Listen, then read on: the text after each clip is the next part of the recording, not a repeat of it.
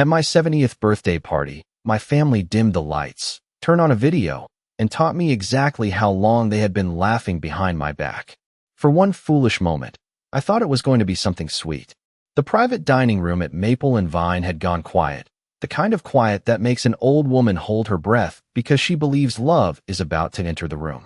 I sat at the center table in my navy dress, the one Arthur used to say made my eyes look brighter, with a small gold birthday pin clipped near my shoulder and a slice of untouched chocolate cake in front of me.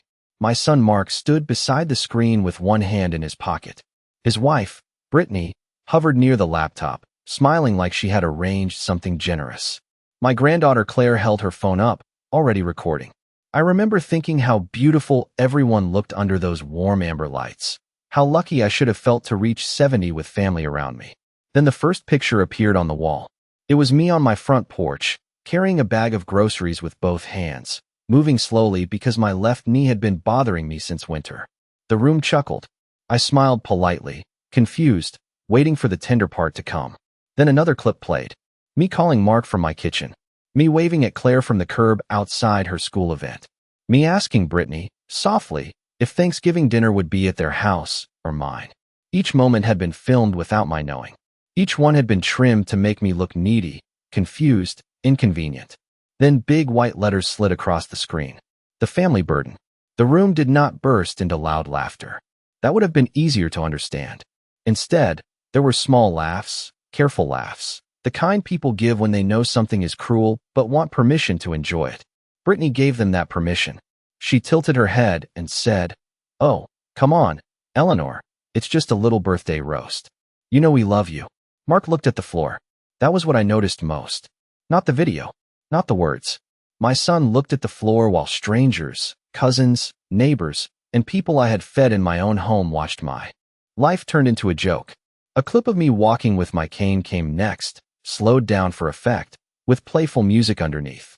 Someone near the back whispered, "That's awful," but no one stood up. Claire's smile faded, and her phone lowered an inch. My hand stayed on the tablecloth. I could feel the stitching beneath my fingertips, little raised flowers pressed into white linen. Arthur had always told me that when people show you who they are, you should not interrupt them too soon. So I did not. I did not cry. I did not shout. I did not ask them why. I simply watched until the final slide appeared. Happy 70th birthday to the woman who taught us patience, because we had no choice. Brittany laughed first. A few others followed. Mark still would not meet my eyes. I picked up my water glass, took one careful sip, and placed it back exactly where it had been. My throat felt tight, but my voice, when it came, was calm enough to surprise even me. "Let it finish," I said, because Joanne Parker, my oldest friend, had already pushed back her chair as if she meant to stop the whole thing. She froze, looking at me with tears shining in her eyes. I gave her the smallest shake of my head. Not yet. The video ended, and the screen went blue. For a few seconds, no one knew what to do with the silence they had created. Brittany clapped twice, too brightly, and said, "Well, we wanted to make this birthday unforgettable." I looked at her then, really looked at her, at the polished blonde hair, the pearl earrings, the smile that never reached her eyes. I had seen that smile before, in text messages she thought I had not understood, in family plans that somehow never included me, in conversations about my house that stopped whenever I entered the room. That night, they thought they had finally made me small. What they did not know was that 1 week earlier, I had opened an envelope from my late husband's attorney, and inside it was every answer I needed. The morning before the party had begun quietly, almost gently, which made what happened later feel even colder. I woke before sunrise in the little white house Arthur and I bought 38 years ago, the one with blue shutters, a maple tree by the driveway, and a kitchen window that looked out over the bird feeder he built with his own hands.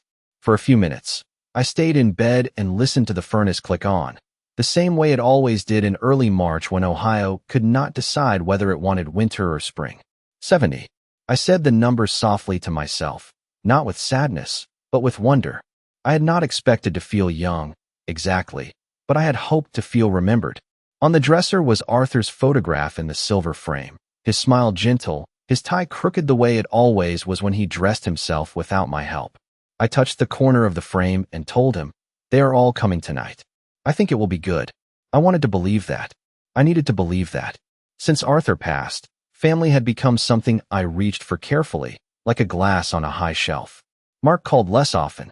Brittany answered many questions for him before he had the chance to speak. Claire, once the little girl who begged to sleep over and make pancakes with me on Saturday mornings, now sent short messages with smiling faces, but rarely came by. Still, I ironed my navy dress twice. I curled my silver hair, pinned it back with the pearl clip Arthur gave me on our 40th anniversary, and put on the soft rose lipstick I saved for church and special occasions. On the kitchen counter, I had arranged 3 framed photographs to bring to the restaurant. Mark at age 8 holding a fishing pole too big for him, Claire in my lap on her first Christmas, and Arthur standing beside the old barbecue grill on a 4th of July afternoon, laughing so hard his eyes were closed. I thought memories might soften the spaces between us. By noon, Brittany had called to remind me not to bring anything homemade because the restaurant had a strict policy. Her voice was bright, polished, and busy. "Eleanor, just bring yourself. We have everything handled." She said it kindly enough, but there was a pause after yourself, as if even that might be too much. I thanked her anyway. Old habits are not easy to break. At 6 o'clock, Joanne Parker picked me up because she said no woman should drive herself to her 70th birthday dinner. She wore a lavender coat and brought me a small gift bag with tissue paper sticking out of the top. In the car, she squeezed my hand and said, "Arthur would be proud of you tonight." I looked out at the passing streets, at the ranch houses and mailbox flags and bare trees, and I let myself smile. Maple and Vine was lit beautifully when we arrived. Gold balloons were tied to the backs of chairs. A long table had been set with cream napkins and little candles in glass holders. There were nearly 30 people there, more than I expected. Cousins from Columbus, Mark's co-workers, Brittany's sister, a few neighbors I had not seen since Arthur's memorial service. For one bright moment, I felt embarrassed by my own doubts. Maybe I had misread the distance. Maybe grief had made me sensitive.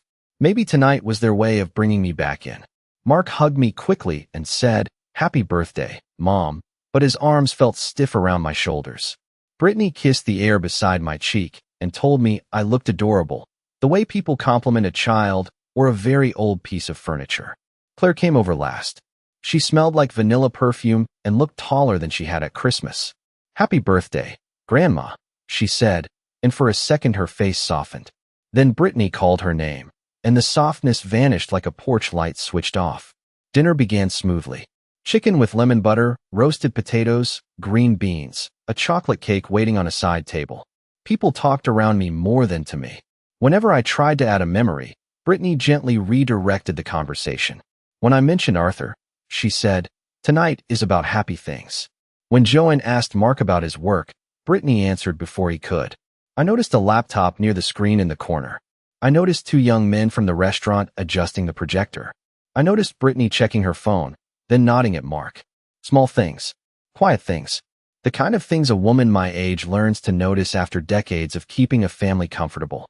Still, I folded my napkin in my lap and told myself not to look for shadows in a room full of candles. Then Mark stood, tapped his glass, and said they had prepared something special for me. Everyone turned toward the screen. Brittany dimmed the lights. Claire lifted her phone. And I, foolish old heart and all, sat up straighter because I thought, at last, they had remembered me with love. The first few seconds of the video were almost beautiful, and that was what made it so cruel. A soft piano melody played through the restaurant speakers.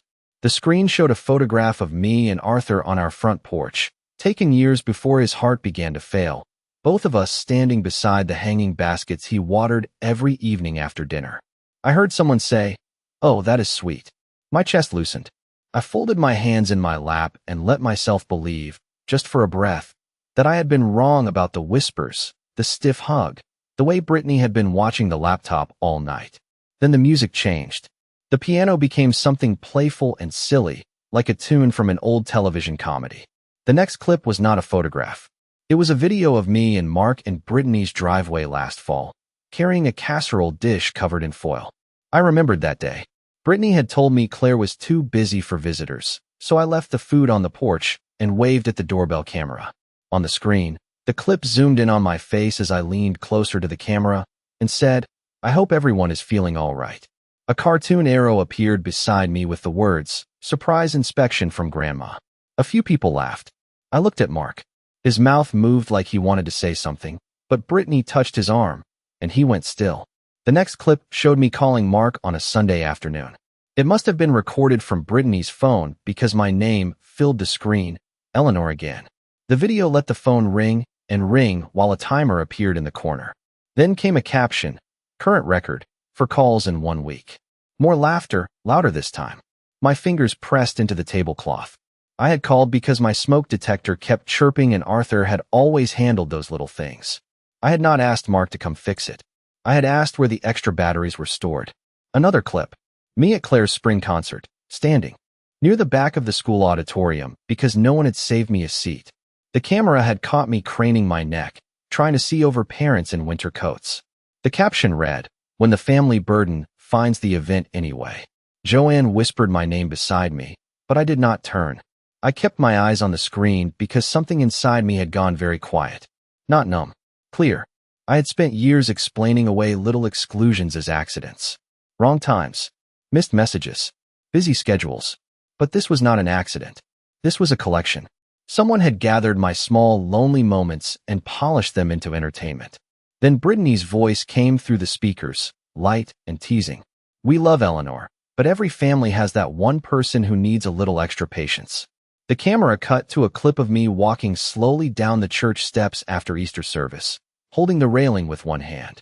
The room made that uncomfortable sound people make when they are deciding whether cruelty is allowed. Brittany laughed first, bright and confident, and the others followed because confidence can make even kindness doubt itself. Claire lowered her phone completely now. Her face had changed. She looked not amused, but trapped. I watched her look from the screen to her mother, then to me. For 1 second, she looked like the little girl who used to crawl into my lap with syrup on her pajama sleeves and ask for one more pancake. Then the final slide appeared. "Happy birthday to the woman who taught us patience, because we had no choice." The blue light from the projector washed over the room. No one moved. The candles flickered on the tables as if even they were embarrassed to be there. Brittany clapped twice and said, "Come on, everyone, do not get sentimental now. It is a roast. Eleanor can take a joke." That was when Joanne pushed back her chair. The sound scraped across the floor, sharp enough to cut through the silence. I placed my hand on her wrist. She looked at me, furious on my behalf, but I shook my head once. "Let it finish," I said, though it already had. What I meant was, let them finish showing me who they are. Mark finally raised his eyes. For a moment, I saw shame. There, thin and pale, like a curtain drawn too late. I wanted him to stand. I wanted him to say, "That is enough. She is my mother." I wanted it so badly that I almost felt young again, waiting at the window for a son who promised he would come home before dark. But he only swallowed, adjusted his tie, and looked away. So I picked up my water glass, took one small sip, and set it down carefully. Then I looked at Brittany and smiled, not warmly, not kindly, but with the calm of a woman who had finally stopped begging to be loved by people who found her useful only when she stayed silent. After the video ended, the room tried to become normal again, but it could not. Forks touched plates too carefully. People reached for water glasses they did not want. Someone near the end of the table gave a small cough, and even that sounded guilty. Brittany kept smiling because she had built her whole life around the belief that a smile could turn any cruelty into charm. She leaned toward me and said, "Eleanor, you know we are only teasing because you are part of the family." Part of the family. The phrase settled over me like dust in a house no one visits anymore. I looked at the candles, at the gold balloons, at the chocolate cake with 70 written in white frosting, and suddenly the last 5 years arranged themselves in my mind with painful order. It had started after Arthur's funeral, though I did not see it then. Grief makes excuses for everyone. When Mark stopped coming by on Sundays, I told myself he was busy. When Brittany said the children needed routine and quiet, I told myself young families had their own rhythm. When Thanksgiving moved to her sister's house and my invitation arrived 2 hours before dinner, I told myself it was thoughtless, not deliberate. The first Christmas without Arthur, I baked his cranberry orange bread and wrapped gifts for everyone. Brittany called that morning with a soft voice and said Mark was overwhelmed and they needed a smaller holiday, just the 3 of them. I ate soup alone at my kitchen table, and watched snow collect on the porch rail. 2 days later, Claire accidentally posted a picture of their living room full of guests. Neighbors, cousins, even Mark's old college friend from Cleveland. Everyone was holding mugs of cider. Everyone except me. When I asked Mark about it, he sounded tired and said, "Mom, Brittany handled the plans." I should have heard the warning in that sentence. Instead, I heard a son caught between two women, and I chose mercy. There were other moments. Claire's school awards night, when Brittany told me it began at 7:30, but the program started at 6. I arrived in time to see families leaving with flowers in their hands. Easter brunch, when they changed restaurants and somehow forgot to text me the new address until the meal was nearly over. My doctor's appointment, when I asked Mark if he could drive me because the clinic was 22 miles away, and Brittany later told Joanne I was becoming dependent. Each little cut came wrapped in politeness. That was Brittany's gift. She never slammed a door. She closed it gently and convinced everyone I was too sensitive for noticing. Then came the house. Arthur and I had paid it off after 30 years of careful work. Coupons clipped at the kitchen counter, vacations postponed, old cars driven long past their shine. It was not a mansion, but it held our life. Mark's height marks were still penciled inside the pantry door. Arthur's tools still hung in the garage. My roses came back every June along the fence. 3 months before my birthday, Brittany began mentioning senior communities. Not nursing homes, never that blunt. Lovely places with activities. Less maintenance. People your age. She said it while helping herself to my coffee, looking around my kitchen as if measuring the cabinets with her eyes. Mark sat beside her and stared into his cup. I told them I was not ready to leave my home. Brittany reached across the table and patted my hand. "Of course, Eleanor. No one is forcing you." But her fingers were cold, and her smile had numbers behind it. After that, Mark asked where Arthur kept certain papers. Insurance, property tax records, the deed. He said he was only trying to get things organized for my peace of mind. I gave him nothing. Not because I distrusted him completely then, but because something in me, something older than grief, told me to wait. That instinct became a voice 1 week before the party, when a cream envelope arrived from Mr. Thomas Bennett, Arthur's attorney. Inside was a letter written in Arthur's careful, slanted handwriting. "My dear Eleanor," it began. "If you are reading this, then someone has made you feel unwelcome in the life you built." I had sat at the kitchen table until the afternoon light faded, reading every page twice. Now, in that restaurant, with Brittany's laughter still hanging in the air, I understood why Arthur had prepared for a day like this. He had seen what I refused to see. He had protected me before I knew I needed protecting.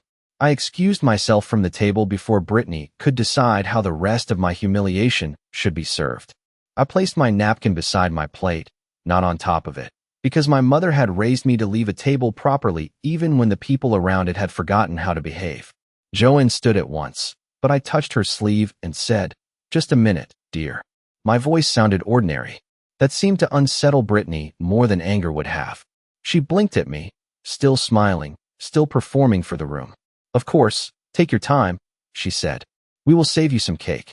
I walked past the screen, past the laptop, past the faces that turned away too quickly. In the hallway outside the private dining room, the noise softened behind me until it became only a dull murmur, like rain against a window. I went into the restroom, locked myself in the far stall, and stood there with one hand against the cool metal divider. Only then did I let my face change. I did not sob. I did not fall apart. I simply closed my eyes and breathed until the tightness in my chest loosened enough for me to think clearly. Arthur's letter was in my purse, folded inside a plain white envelope beneath my compact and reading glasses. I had brought it because some part of me already knew tonight would matter. I took it out with steady fingers and read the first lines again, though by then I had nearly memorized them. "My dear Eleanor, if you are reading this, then someone has made you feel unwelcome in the life you built. Do not doubt your place in it." That sentence had carried me all week. Along with the letter, Mr. Bennett had included copies of the trust amendment Arthur signed 6 months before his passing. Arthur had left the house fully under my control. Not Mark's. Not Brittany's. Mine. The investment account we had grown quietly for decades was mine to manage. The education fund for Claire remained protected, but no parent could access it directly. And then there was the clause Arthur had insisted on adding, the one Mr. Bennett called unusual, but perfectly legal. Any heir who pressured me to sell my home, attempted to question my competence for personal gain, or publicly humiliated me in connection with family property could have their future benefits suspended until a trustee review. At first, when I read it at my kitchen table, I thought Arthur had been overly cautious. Sweet, protective, maybe even a little dramatic. But Arthur had been a quiet man, not a foolish one. He had watched Brittany during those last months. He had noticed how her compliments became questions, how her questions became suggestions, how her suggestions circled the house like a hawk over a field. A soft knock came at the restroom door. "Eleanor," Joanne called gently. "It is me." I unlocked the door and let her in. She took one look at my face and pressed her lips together, the way women of our generation do when rage would be too large to carry politely. "I have never seen anything so shameful," she whispered. I handed her Arthur's letter. She read enough for her eyes to widen. Then she looked up at me. "They do not know?" "Not all of it," I said. "Brittany knows there are papers. She does not know what they say." Joanne folded the letter with the same care she would have given a flag. "What do you want to do?" I looked at myself in the mirror. The pearl clip was still holding my silver hair in place. My lipstick had faded a little, but not enough to matter. The woman looking back at me was not the same woman who had sat down expecting love. She was older, yes, but not smaller. I opened my purse again and removed a small flash drive. Blue plastic, no larger than my thumb. On it were screenshots Joanne had helped me print from the family group chat Claire accidentally added me to 1 month earlier, emails Mr. Bennett had obtained after Brittany contacted a real estate agent about my house, and doorbell camera clips showing conversations on my own porch when Brittany thought I was inside and out of earshot. Nothing exaggerated. Nothing cruel. Only the truth in the words they had chosen when they believed I was too old to notice. Joanne stared at the flash drive. "Eleanor," she said, half warning, half admiration. I slipped it into my palm and closed my fingers around it. "They gave me a video," I said. "It seems only fair that I give them one too." I returned to the private dining room with Joanne beside me, and the room changed the moment people saw my face. Not because I looked angry. Anger would have comforted them. Anger would have given Brittany something to manage, something to smooth over with a laugh and a little speech about how everyone was too sensitive these days. What frightened her, I think, was that I looked calm. I walked back to my chair, but I did not sit down. I picked up my water glass, took one more sip, and then looked toward the young restaurant employee standing near the projector. He could not have been more than 22, with nervous eyes and a black apron tied too tightly around his waist. "Excuse me," I said. "Would you mind playing one more short video for me?" The room went still. Brittany's smile flickered. "Eleanor," she said quickly, "I do not think we need to make a whole production out of this." I turned to her, still holding the small blue flash drive between my fingers. "Oh, I agree. A production would be unnecessary. The truth is usually much shorter." Mark finally looked up at me then. "Mom, what is that?" His voice had a caution in it I had not heard earlier, the voice of a man who suddenly understood that silence was no longer protecting him. I did not answer him. I handed the flash drive to the employee and said, "The file is labeled birthday." The poor young man glanced at Brittany, then at Mark, then at me. I gave him a polite nod. He took it. Brittany set her napkin down and rose halfway from her chair. "Eleanor, this is not appropriate." I almost smiled at that. A woman who had just shown strangers private clips of me walking slowly and calling my son was now worried about appropriateness. Joanne folded her arms. "Let her have her turn, Brittany." For the first time all evening, Brittany had no quick reply. The lights were still low. The projector blinked, then the screen came alive again. There was no music this time. No captions in playful fonts. No silly arrows. Just a date at the top of the screen, January 12th, and a screenshot of a text message from Brittany to Mark. "Your mother is never going to leave that house unless everyone starts treating her like she is becoming impossible." Someone at the far end of the table made a small sound and then covered it with a cough. Mark's face lost color. Brittany whispered, "That is out of context." The next slide appeared. A second message. "Once she feels embarrassed enough, she will agree to senior living. Then we can finally talk to the realtor without her getting dramatic." I heard Claire inhale sharply. I did not look at her yet. I could not afford to. The screen changed again to an email from Brittany to a real estate agent in Westerville. The subject line read, "Potential listing, family property." In the email, Brittany described my home as likely available within the year, once the elderly occupant was transitioned. Elderly occupant. Not mother. Not grandmother. Not Eleanor. An occupant, like a box left in the hallway. I stood very still while the room absorbed those words. Then came a doorbell camera clip from my own front porch, dated 3 weeks before the party. Brittany's voice was clear because she had been standing close to the camera while Mark carried a box of old tax files from my garage. She said, "The birthday video will help. People need to see what I deal with. If they laugh, she will be too embarrassed to fight us on the move." Mark's voice answered softly, "Britt, maybe we should not push it at the party." Brittany laughed in the recording. "Please. Your mother folds every time someone looks disappointed in her." The clip ended. No one laughed now. The candles on the tables burned quietly. The chocolate cake sat untouched under the blue light of the screen. Brittany's sister looked down at her lap. One of Mark's co-workers slowly leaned back from the table as if distance could excuse him from witnessing the rest. I waited for Brittany to speak, because people like her always believe the first person to explain becomes the innocent one. She did not disappoint me. "This is private family communication," she said, her voice thin but sharp. "You had no right to put that up there." I looked at the screen, then back at her. "You recorded me without my knowledge and used it to shame me in a room full of guests. I showed your own words, written by your own hand, about my home and my life. There is a difference." Mark pushed his chair back and stood. "Mom, I did not know she sent that email." I looked at my son, at the boy who once brought me dandelions from the yard and called them roses, at the man who had sat quietly while his wife turned me into a joke. "Maybe you did not write it," I said, "but you heard enough to know which direction this was going." The silence after that was heavier than any applause. Brittany's face hardened. She reached for her purse, perhaps for her phone, perhaps for another explanation. Before she could find one, the door to the private dining room opened, and Mr. Thomas Bennett stepped inside in his gray suit, carrying a leather folder under one arm. He looked at me first, not with pity, but with respect. Then he looked at the room and said calmly, "Mrs. Whitaker asked me to arrive at 8:15. I believe this is the appropriate time."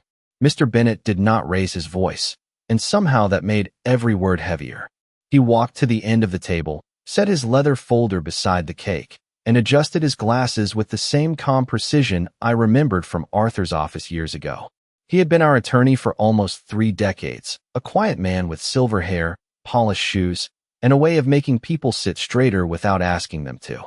Brittany stared at him as if he had walked into the wrong room. Mark looked like he already knew he had not. "Mr. Bennett," Brittany said, forcing a laugh that landed flat on the table. "This is a family celebration. I am not sure why Eleanor felt the need to bring legal matters into it." Mr. Bennett opened the folder. "Mrs. Whitaker did not bring legal matters into this room. Mrs. Whitaker. Your conduct did." The use of my married name on his tongue seemed to sting her more than I expected. She looked at Mark, but he was watching the folder. That was when I saw the truth settle over him. Not all at once. Slowly, like dusk filling a house. Mr. Bennett removed a document, placed it on the table, and turned it so the first page faced Mark and Brittany. "This is the Whitaker Family Trust Amendment, executed by Arthur Whitaker 6 months before his passing. It confirms that Eleanor Whitaker holds full residential control of the Maple Street property, along with primary authority over the investment account attached to the trust. No sale, transfer, occupancy change, or relocation plan may occur without her written consent." Brittany's lips parted. Her face did not crumple. Women like Brittany do not crumple in public. They calculate. She sat back slowly and crossed her arms. No one was trying to force anything.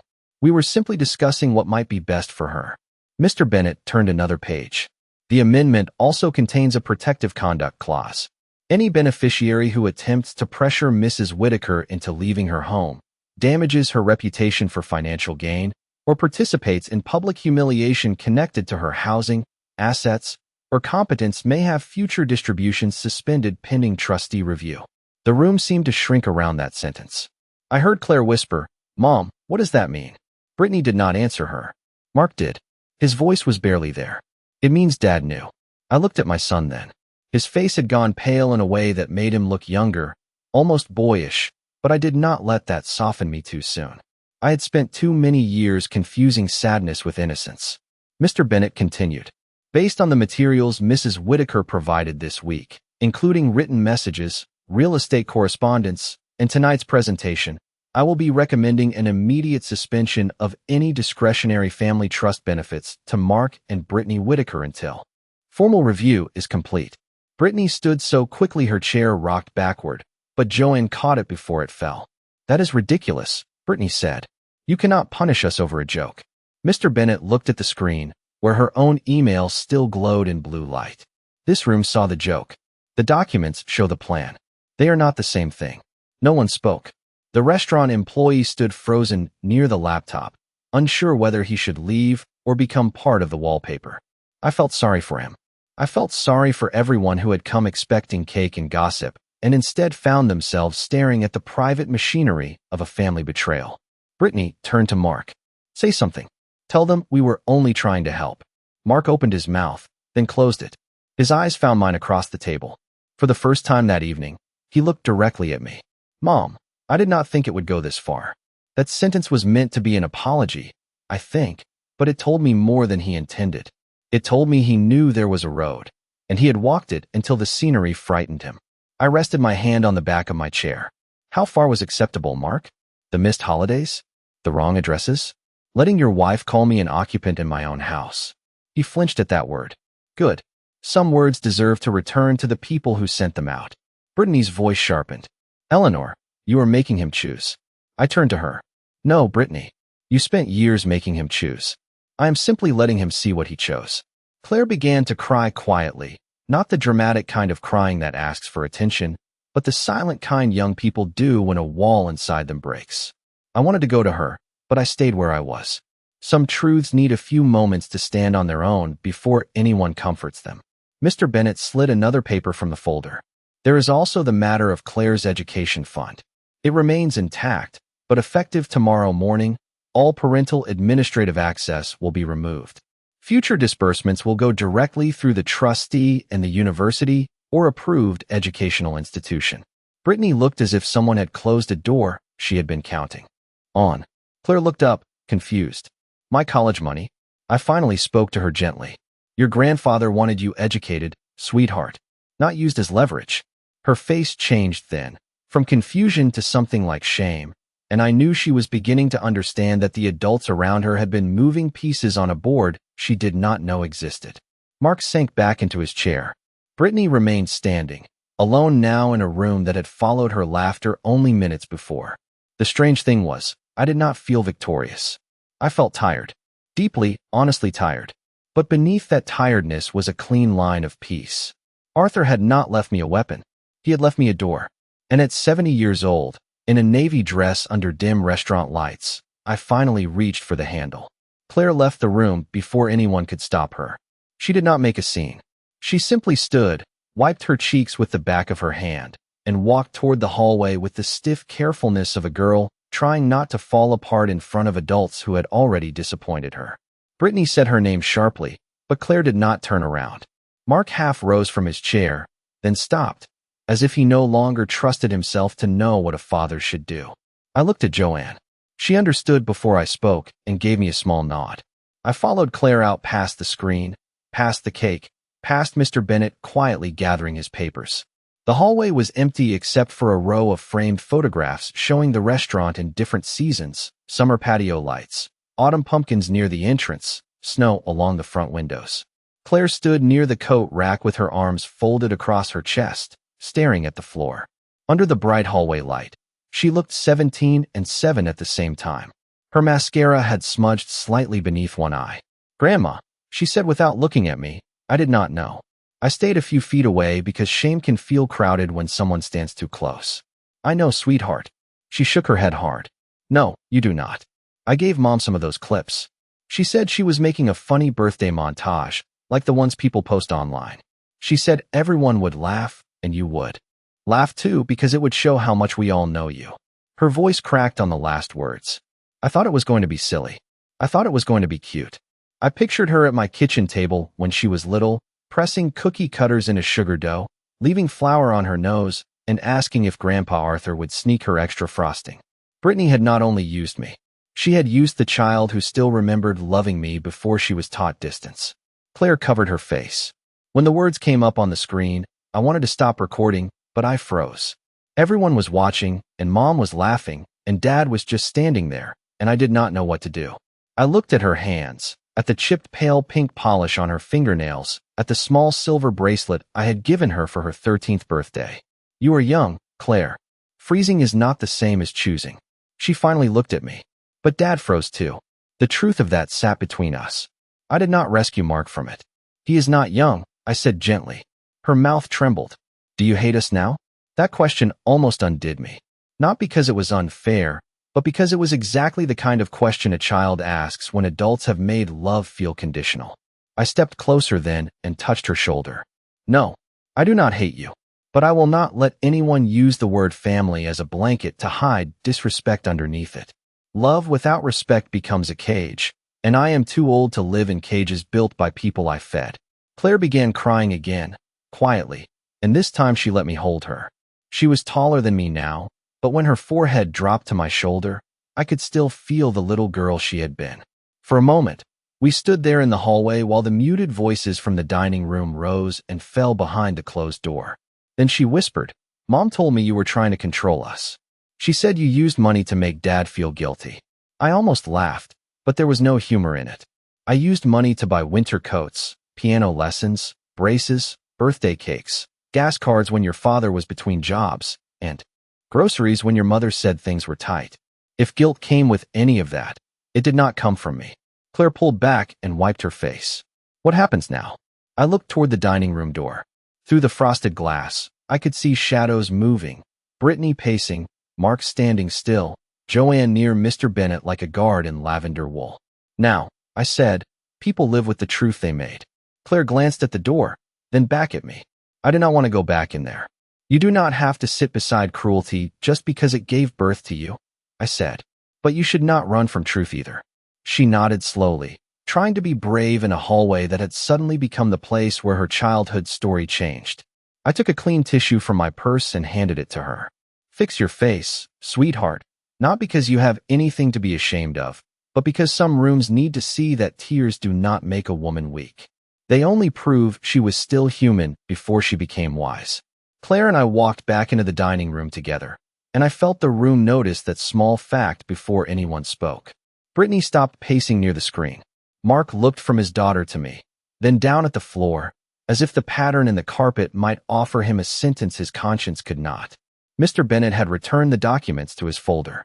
Joanne stood beside my chair with my purse in one hand and my birthday code in the other, ready the way true friends are ready, without needing instructions. I did not sit down.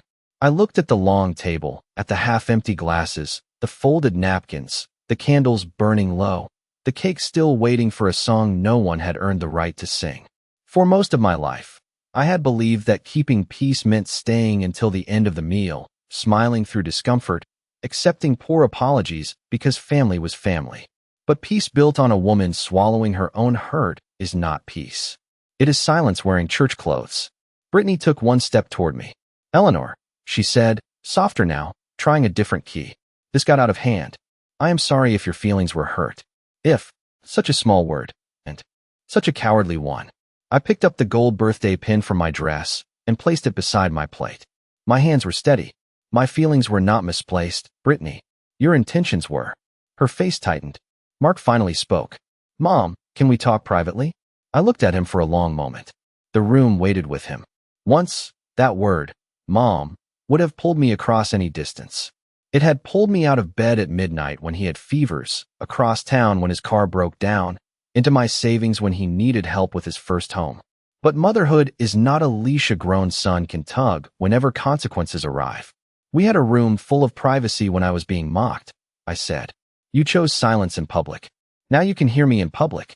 His eyes filled, but I did not look away. I will not sell my house. I will not move because Brittany finds my presence inconvenient. I will not sign medical papers, property papers, or trust papers without Mr. Bennet present. I will not fund holidays I am excluded from, gifts I am used to provide, or emergencies that somehow become my responsibility only after I have been disrespected. The words did not come loudly. They did not need to. Each one landed cleanly, like silverware set in its proper place. Mr. Bennet gave the smallest nod. Brittany folded her arms, but the gesture had lost its power. Claire stood near the doorway, pale but upright. I turned to her. Your education fund remains protected. Your grandfather loved you. So do I. What changes now is who gets to touch what was meant for you. Claire nodded, tears shining again, but this time she did not hide them. Joanne helped me into my coat. It was wool, camel-colored, the one Arthur bought me for our last anniversary, because he said Ohio winters had no mercy and neither should good coats. I took my purse, then looked once more at the screen where the projector still glowed blank and blue. That empty light felt like an ending. Not a happy one. A clean one. I started toward the door. Behind me, Mark said, "Mom, please." The word followed me into the hallway. Please. How many times had I said that word quietly in my own kitchen, asking for a visit, a call, a place at the table, a little kindness that should never have required begging? I stopped near the coat rack, but did not turn around at first. When I finally did, Mark was standing in the doorway of the private room. He looked broken, but broken is not the same as changed. You had a whole room to defend me, I said. You chose silence. Then I walked out with Joanne beside me, and Claire a few steps behind us. Outside, the night air was sharp and clean. The parking lot lights shone on the pavement, and somewhere beyond the restaurant, traffic moved along the main road like life had the nerve to continue. Joanne unlocked her car, but I paused beside the passenger door and looked up at the dark sky. For the first time all evening, I thought of Arthur without pain tightening my chest. I thought of his letter, his careful planning, his faith that someday I would remember my own worth. They had called me difficult, needy, burdensome. They had mistaken my patience for weakness and my love for permission. By morning, Mark and Brittany would learn that the accounts were frozen, the realtor was dismissed, and the house on Maple Street was not a prize waiting for them. It was my home. I got into Joanne's car, closed the door, and watched the restaurant shrink in the side mirror as we pulled away. I did not feel young. I did not feel triumphant. I felt 70 years old, tired, dignified, and finally free. They thought I had been the weight holding the family down. What they discovered that night was much simpler. I had been the only thing holding it together.